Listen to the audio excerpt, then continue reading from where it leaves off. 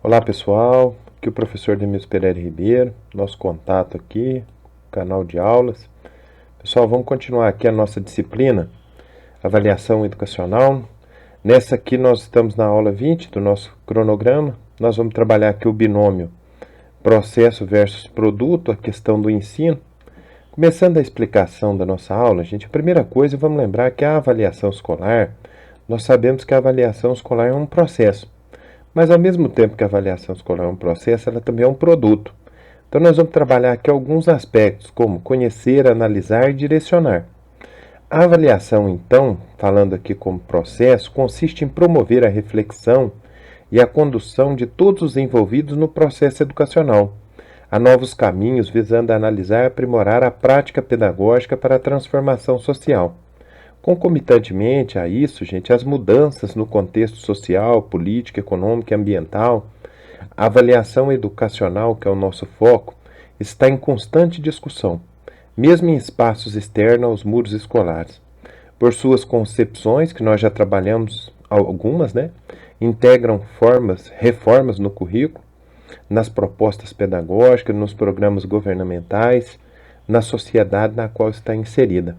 A complexidade do processo avaliativo está relacionada à intencionalidade aplicada às suas práticas, tornando-se necessário repensar de questionamentos como: por que avaliar seria a nossa primeira pergunta, segundo, quando avaliar, e a nossa terceira pergunta, como avaliar. A avaliação, desse ponto de vista aqui imbricado, é benéfica e inevitável no processo educacional. É benéfica por possibilitar a realização de intervenções pedagógicas de acordo com as diversas situações da aprendizagem dos conhecimentos dos alunos. E também é inevitável, pois os simples fatos de estar na sala de aula observando e analisando a produção dos alunos supõe realizar apreciações e valorações com base em determinados critérios que nós... Bom, segundo Perrenot, que nós citamos desde o início do nosso trabalho aqui na nossa disciplina Avaliação Educacional, Perrenot diz claramente que as práticas de avaliação são atravessadas por duas lógicas, não necessariamente excludentes, que nós vamos ainda trabalhar na próxima aula, a avaliação nesse binômio exclusão e inclusão, que nós vamos trabalhar a escola inclusiva e a escola exclusiva. Bom, então Perrenot, falando nessas duas lógicas, ele fala na avaliação formativa e na avaliação somativa. Duas espécies de avaliação que nós já trabalhamos em aula específica aqui do nosso cronograma de aulas. No que se refere à avaliação somativa, gente, que é o nosso conceito, nós temos aqui um aspecto muito importante. A avaliação somativa se relaciona mais ao produto. Então lembra que nós estamos falando aqui do binômio processo-produto, a questão do ensino. Então a avaliação somativa, ela se relaciona mais ao produto, demonstrado pelo aluno em situações previamente estipuladas e definidas pelo professor, e se materializa na nota, objeto de desejo e sofrimento dos alunos, de suas famílias e até do próprio professor. Predomina nessa lógica, então, o viés burocrático, que empobrece a aprendizagem, estimula ações didáticas voltadas para o controle das atividades exercidas pelo aluno, mas não necessariamente geradoras de conhecimento. Aqui o que nós temos? A chamada lógica formativa. Então, a lógica formativa, ela se preocupa com o processo de apropriação dos saberes pelo educando, os diferentes caminhos que percorrem, mediado pela intervenção ativa do professor, a fim de promover a aprendizagem e a formação integral do aluno. Os momentos para a avaliação, que é muito importante que nós possamos fixar aqui, não podem ser fixos. É necessário, portanto, esforçar-se para avaliar as variáveis mais importantes e relevantes na obtenção de um resultado significativo, que é muito importante a gente discutir. Então nós temos aqui, gente, uma prática docente que possa atender a tal premissa, a inclusão da avaliação num formato dinâmico, de modo a transcender a aplicação de uma avaliação pontual Nesses termos, uma maneira alternativa no processo pedagógico é substituir a categorização, na expressão, linear do conjunto educacional, formado pelo objetivo, conteúdo, estratégias metodológicas e avaliação, por outra, em que a avaliação e os seus critérios avaliativos sejam integrados em cada momento do plano de trabalho. Aí eu pus o esqueminha aqui só para a gente analisar. Ao invés da gente ter uma avaliação puramente pontual, o que nós pensaríamos? Nós pensaríamos em critérios de avaliação e avaliação isolada. Nós teríamos os nossos objetivos de ensino, os conteúdos ensinados, e aí nós teríamos uma estratégia metodológica diversificada nesse processo. Esse é o processo pedagógico, e esse processo pedagógico estaria concomitantemente envolvido por um processo avaliativo constante, e não um processo avaliativo pontual. Bom, então o processo pedagógico que a gente acabou de descrever aqui na figura, ele oportuniza a interpretação da organização da prática pedagógica associada à presença da avaliação em todos os momentos da ação docente, e não essa avaliação pontual que nós já criticamos, tá certo? Condicionando a emissão de um juízo de valor baseado em critérios avaliativos estabelecidos ao longo de cada etapa do processo de ensino. Nestes termos, os critérios de avaliação, eles acompanham o processo educativo, determinando o encaminhamento da avaliação no contexto escolar. Os critérios de avaliação servem ainda de apoio ao planejamento de projetos e programas vinculado aos aspectos educacionais que reportam a formação continuada dos professores, a melhoria do ensino e a promoção de uma aprendizagem efetiva. Ponto 2 da nossa aula aqui, o que nós vamos discutir nesse ponto 2? Bom, a palavra-chave é avaliação, que é a palavra-chave da nossa disciplina, né? E como sempre de toda a aula. Só que aqui nós vamos estudar, dentro desse binômio que nós propomos, né? Avaliação escolar, processo versus produto, nós vamos trabalhar aqui os diferentes formas e conteúdos. Quando nós falamos nos conteúdos e nas formas de avaliação, duas dimensões importantíssimas a serem retratadas no presente estudo da nossa aula são especificamente responsáveis, diretamente pela concretização do ato avaliativo realizado pelo docente. O conteúdo que discutiremos a seguir versa sobre o que é tomado como objetivo de análise. Em contrapartida, sua forma irá se referir, e aqui a forma especificamente, a como esta avaliação ocorre dentro da instituição de ensino. Na perspectiva dialética, gente, as formas e conteúdos avaliativos acabam se sobrepondo reciprocamente e assim são referenciados à intencionalidade do avaliador. Assim, devemos considerar, para compreender os conteúdos e formas de avaliação, que é esse tópico da nossa aula, que a aprendizagem pode ocorrer sobre diferentes aspectos da realidade: indivíduo, sala de aula, instituição de ensino, sistema de ensino ou na sociedade como um todo. E dependendo do foco desse processo, manifestar-se também por meio de várias modalidades, como a autoavaliação, a avaliação do sistema educacional e social, cuja avaliação do sistema é muito comum em todos os níveis, porque permite articular os dados de todos os níveis do sistema de ensino. Citando Lucchesi aqui, afirma especificamente que a aprendizagem do educando acontece de duas formas distintas. A primeira forma é a espontânea, a segunda forma é a informal, intencional e sistemática. A aprendizagem espontânea e informal ocorre nas múltiplas situações de vivência no cotidiano. Aprendemos na convivência com as outras pessoas, em espaços não ocupados pela intencionalidade, numa situação de ensino sistemático. O aluno ele busca na escola e o professor oferece essa condição de aprendizagem metodicamente. Assim, por outro lado, a aprendizagem intencional vai além da aprendizagem espontânea. A aprendizagem intencional, nessa perspectiva, ela não depende de ocorrências ocasionais, fortuitas, mas sim de buscas e exercícios sistemáticos para que ela ocorra. A aprendizagem acontece por um processo de assimilação e acomodação. A inteligência humana é a assimilação, por permitir ao indivíduo incorporar dados da experiência, e a incorporação de novos dados acaba por produzir modificações no sistema cognitivo de cada pessoa.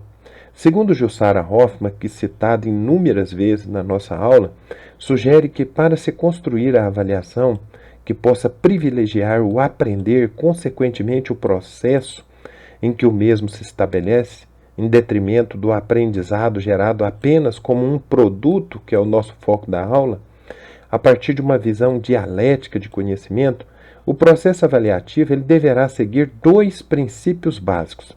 Primeiro é o chamado princípio da provisoriedade. Segundo é o princípio da complementariedade. Detalhando esses dois princípios aqui, que a Jussara Hoffmann destaca, primeiro vamos detalhar o princípio da provisoriedade.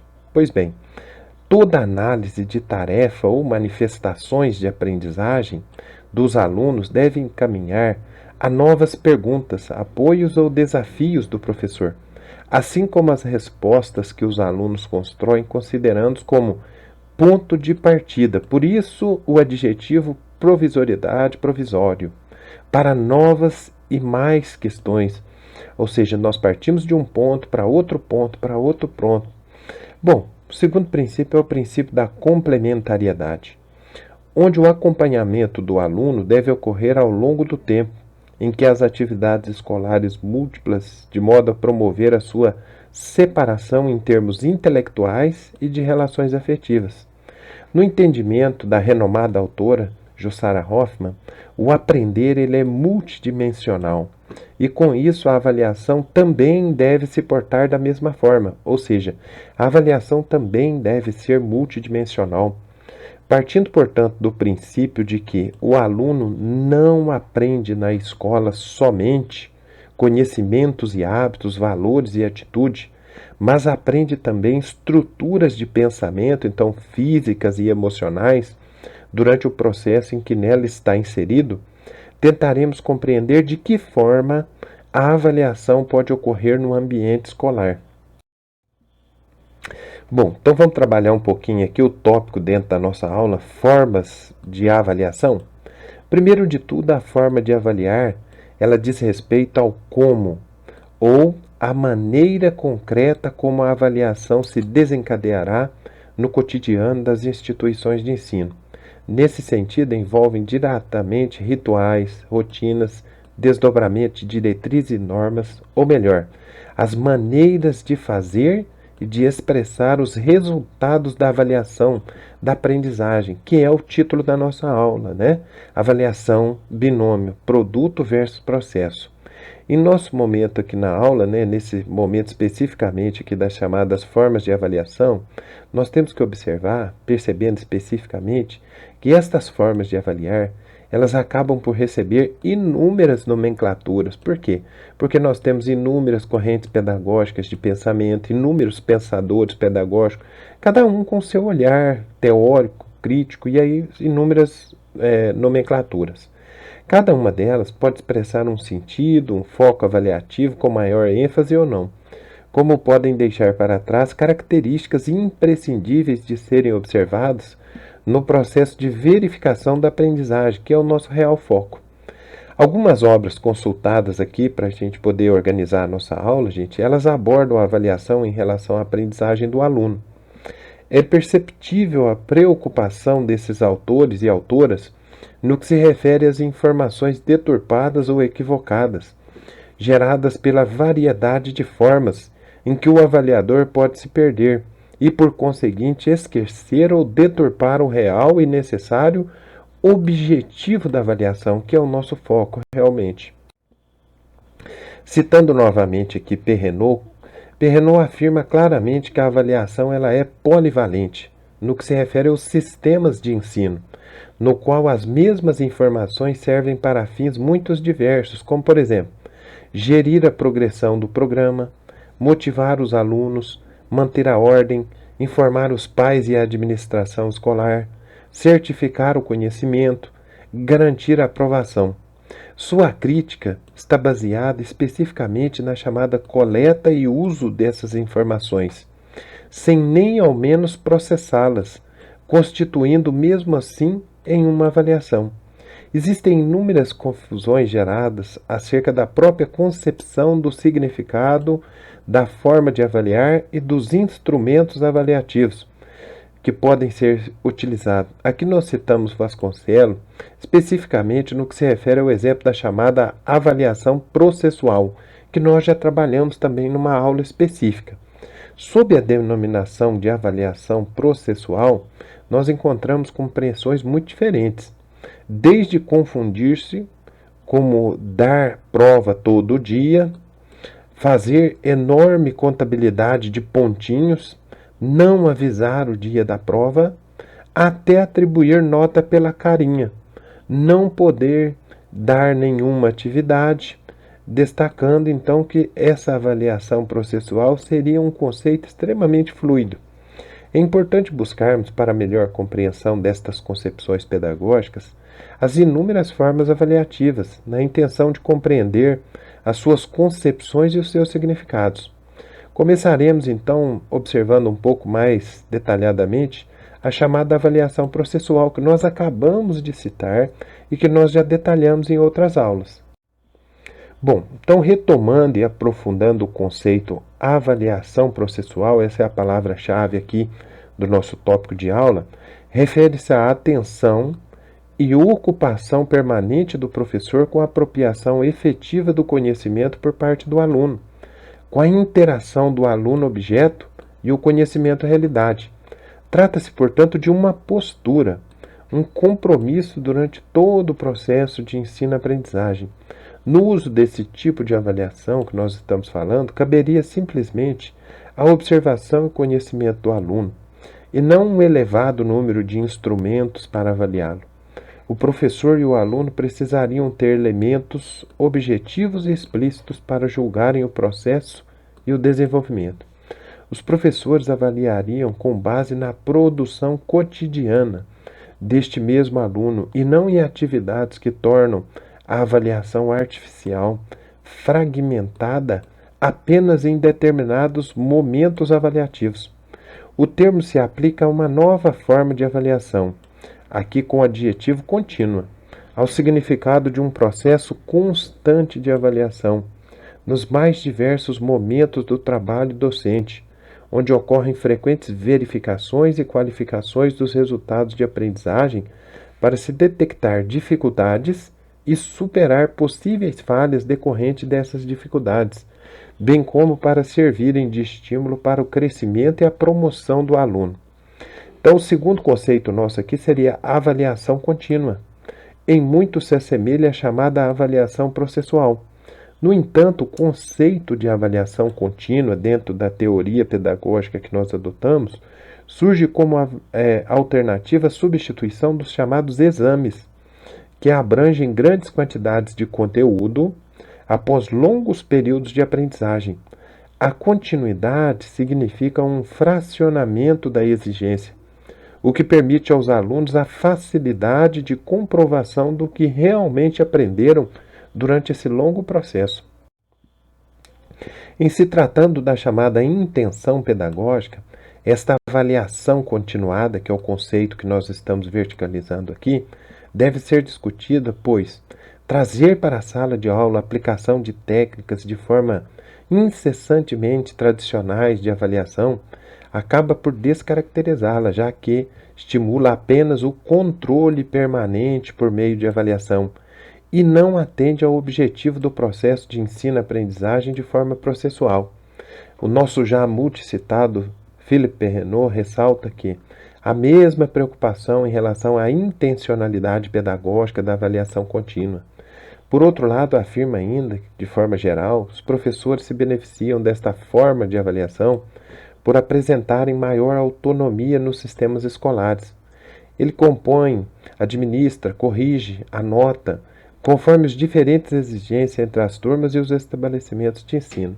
Desta forma, os alunos não serão julgados em relação às mesmas normas e níveis de exigência, o que possibilita que a escola organize, levando em conta a grande diversidade de concepções e de práticas desenvolvidas pelo professor. Ainda citando aqui também Pedro Demo, apresenta a chamada avaliação qualitativa e esclarece primeiramente a não dicotomia entre quantidade e qualidade. Segundo Demo, se nós, enquanto educadores, tomarmos a aprendizagem com noções cumulativas, ou seja, mero domínio de conteúdo e memorização mecânica, a nota é o resultado da avaliação. Tende a indicar apenas tamanhos extensos, mas, em contrapartida, se ligarmos estes conceitos do saber pensar, que é a reflexão pura, as habilidades de argumentar e questionar, essa mesma nota será levada a um dos objetivos da avaliação qualitativa, qual seja o chamado fenômeno reconstrutivo. O que muitas vezes é frequente, então, no ambiente escolar, gente, é o reducionismo destes conceitos aqui elencados e detalhados, onde os resultados eles são considerados centrais. Eles acabam por fugir de sua definição concreta, atreladas pela subjetividade de quem o avalia. A qualidade no processo avaliativo não pode ser reduzida à quantidade, embora muitas vezes ela possa ser representada por meio de faces quantitativas. Tal fato remete à dicotomia entre qualidade e quantidade, como sendo irreal, pois é sempre possível, com a devida cautela e consciência do reducionismo necessário que possa vir a acontecer, fabricar indicadores quantitativos ou qualitativos de quantidade. Compreendemos então que a avaliação qualitativa, segundo Pedro Demo, é trabalhada de forma equivocada em relação ao seu significado de intensidade, na qual apenas se redimensiona o conceito de nota, ou até mesmo a extingue, ao invés de se trabalhar a nota com a devida consciência crítica, acompanhada de comentários e propostas para facilitar a aprendizagem, que é o grande objetivo. Agora, segundo Vasconcelos, também inúmeras vezes citado, temos a chamada avaliação formal, que é o tipo de avaliação, normalmente, de caráter excludente, que nós vamos detalhar um pouco na nossa próxima aula, voltada para a mera verificação e classificação. O caráter excludente ainda permanece, segundo o autor aqui citado, com a verificação e a classificação, que depende intimamente de cada época, da legislação, da norma, dos regimentos. Outro aspecto a ser considerado é o perigo eminente desse tipo de avaliação formal se transformar em avaliação essencial dentro do processo. O perigo nesse tipo de avaliação que nós estamos trabalhando aqui, também citado por Perrenot, é o de retratar que a aprendizagem acontece dentro do contexto escolar de forma sincronizada, a ponto de poder ser aplicado com êxito o mesmo tipo de testes nas mesmas condições, proporcionando aos alunos o mesmo tipo de conhecimento. Assim, os professores, na maior parte do tempo, avaliam desempenhos individuais a partir de conceitos e questões fechadas e padronizadas. Passamos dessa forma, então, a correr um grave risco, qual seja, atribuirmos o formal como um aspecto essencial, provocamos uma distorção. Ao usarmos elementos quantitativos para avaliar, acabamos reduzindo a avaliação apenas a aspectos quantitativos. O ideal seria possuir tanto elementos qualitativos, atribuição de uma qualidade a um aluno, trabalho, escola, quanto a elementos quantitativos, intensidade da qualidade apreciada por meio de graus de uma escala de avaliação. Ainda segundo Perrenot, apresenta a chamada avaliação formativa, que nós já discutimos inúmeras vezes, mas é sempre necessário retomar a discussão. A avaliação formativa, quando nós tratamos dela, é importante, sustenta a ideia de que o professor ele precisa observar metodicamente seus alunos, para que assim os compreenda melhor e desta forma ajuste de maneira sistemática e individualizada suas intervenções pedagógicas às situações didáticas que apresenta a sala de aula. Segundo Perrenot, a bifurcação entre a avaliação formativa e a avaliação contínua, pois assim o professor conseguirá obter maiores informações extremamente confiáveis a respeito do aluno, permitindo lidar de forma eficaz com as aprendizagens construídas em sala de aula. Verifica-se, portanto, que esta forma de avaliação que nós estamos observando aqui, ela está centrada intimamente na chamada gestão da aprendizagem dos alunos. O professor ele deve promover uma regulação intencional com o objetivo de determinar o caminho já percorrido por cada um e aquele que ainda resta para percorrer, tendo como meta a intervenção para melhorar os processos de aprendizagem. Ainda segundo Lucchesi, comentando a respeito da chamada avaliação diagnóstica, mais uma das múltiplas classes de avaliação que nós já estudamos, diz claramente: a avaliação deverá ser assumida como um instrumento de compreensão do estágio de aprendizagem em que se encontra o aluno, tendo em vista tomar decisões suficientes e satisfatórias para que possa avançar no seu processo de aprendizagem. No entender de Lucchesi, então, para a avaliação diagnóstica acontecer de forma não ilusória, ela não poderá estar a serviço da proposta política que classifica e exclui, que se reduz à mera atribuição de notas e conceitos aos alunos, não apresentando verdadeiramente sua função de prever o melhor resultado possível. Ao adotarmos a chamada avaliação diagnóstica como prática, a postura docente deverá ser crítica e reflexiva na análise dos resultados apontados. Então, citando aqui ainda mais um processo avaliativo, nós temos a chamada avaliação holística ou globalizadora, que em muito se assemelha na chamada avaliação diagnóstica, que é um conceito criado por Lucchesi. A avaliação compreensiva ou globalizadora, ela exige uma mudança na ideologia seletiva dentro do sistema educativo e dos próprios docentes, uma revisão das necessidades de formação do professorado, para se dispor de uma mentalidade mais diferenciada em seu pensamento sobre o que é importante no ensino e no desenvolvimento do currículo. Exige novas necessidades na organização escolar. Ao não existir estas condições, pode-se explicar a permanência de pautas de controle definidas pela avaliação tradicional, procedimentos rígidos de constatar o rendimento educativo, ainda que se tenha difundido diretrizes novas sobre como avaliar, que é o foco que nós estamos detalhando aqui. Ambas as propostas avaliativas, gente, remetem a não cometer equívocos em se tratando do real significado de suas ações. Elas sugerem também o preparo dos professores e sistemas escolares para promover mudanças e adequá-las ao contexto. Para Hoffman, nós temos ainda apontada aqui a avaliação mediadora, que apresenta 3 princípios essenciais. Então, a avaliação mediadora ela tem um primeiro princípio, que é chamado de princípio dialógico interpretativo da avaliação.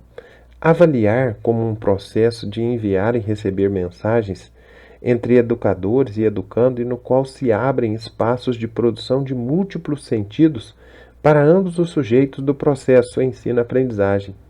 A intenção é a convergência de significados, de diálogo, de mútua confiança para a construção conjunta de conhecimentos. O segundo princípio é o chamado princípio da reflexão retrospectiva.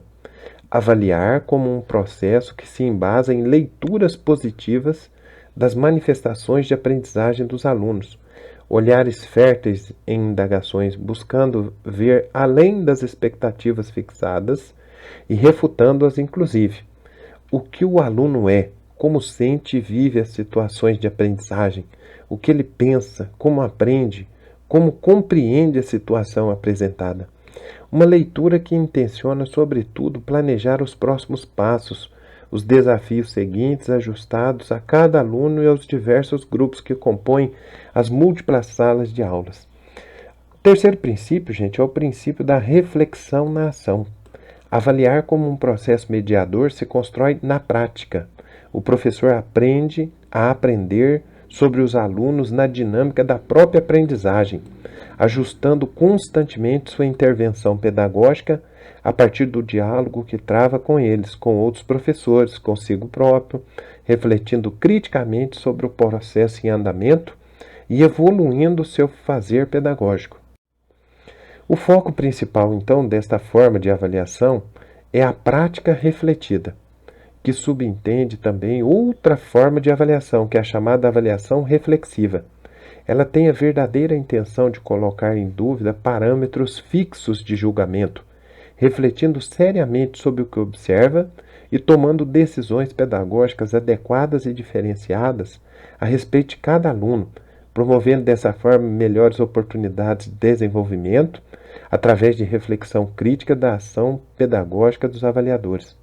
Os princípios citados por Jussara Hoffmann caracterizam em seu foco principal este tipo de ação, promovendo desafios intelectuais permanentes e de relações afetivas equilibradas no processo de promover a aprendizagem. Em breve síntese, no decorrer da explanação, então, sobre essas diferentes formas de avaliação, nós percebemos que em todas as leituras feitas a autores e autoras aqui citados, nós ressaltamos, então, um certo tempo aqui as chamadas linhas de avaliação, que apesar das nomenclaturas diferenciadas, conforme nós citamos as múltiplas correntes pedagógicas, se espalham um significado para apresentarem de forma lógica o mesmo objetivo, qual seja a promoção e a verificação da aprendizagem do aluno de forma coerente, crítica, honesta e reflexiva. Inúmeros instrumentos podem ser empregados para a execução destas formas de avaliação retratadas anteriormente. Cabe, portanto, ao professor, no ato de avaliar, estar completamente ciente e integrado ao verdadeiro significado da forma de avaliação, que adotará para então escolher os instrumentos cabíveis à prática de tal ação. Equívocos podem ocorrer ao empregá-los, mas, de forma geral, o mais importante é que estamos sempre no caminho das mudanças. Pessoal, então chegando aqui ao fim da nossa aula, como sempre eu deixo aqui o gráfico para vocês, né? Com aquela perguntinha de sempre, como você avalia o domínio dessa aula? Lembre-se que é aula dada, aula estudada, aula revisada e aula treinada no nosso caderno de treino, no nosso caderno de questões. Questões discursivas, questões objetivas. Lembre que você também pode pegar uma palavra-chave, um tópico frasal do material de estudo e construir as suas próprias questões. O que não pode é ficar estudando só conteúdo. Tem que estudar conteúdo e resolver questões. Vamos lembrar de fazer o nosso caderno de esquemas, né? Nosso combinado, caderno acadêmico inteligente, porque não tem como, já expliquei para vocês inúmeras vezes, não tem como aprender sem anotar. Aprender e anotar andam juntos. Essa é a nossa aula, espero ter sido bem claro e também bem verticalizado, mostrando para vocês todos os detalhes do nosso tema. Bons estudos a todos, um abraço, fiquem com Deus, até a próxima aula.